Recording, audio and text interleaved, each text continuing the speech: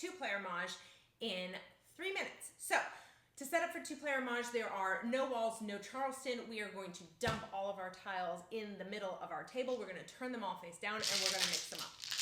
Each player has 2 racks in front of them, meaning you're playing 2 lines at a time, 2 hands in your National Mahjong League card at the same time. So make sure that the tiles you choose for one line are not needed for your other line.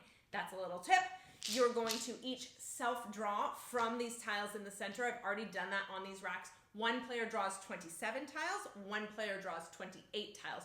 The reason there is you'll have 28 on your turn and win you mahjong, because you'll need 14 tiles per hand to win mahj.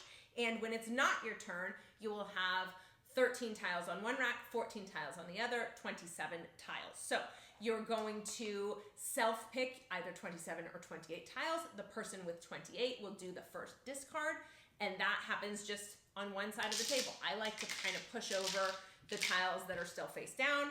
That player will discard a tile. It's an 8 crack, and then you will play the game as normal. You will draw from these messy tiles here. You will draw and rack, make your decisions, and then you will discard into the center of the table face up, just as you would in a regular 4-player mahjong game.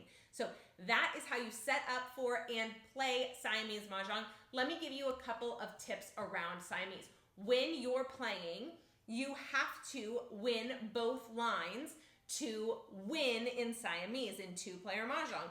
But you obviously may complete one hand and be ready to mahj one hand before you complete both of them. So when should you declare mahj on a single line? There's really 2 reasons. The number one reason is, okay, I have a bunch of jokers that are exposed and I don't want my opponent to be able to joker swap those jokers.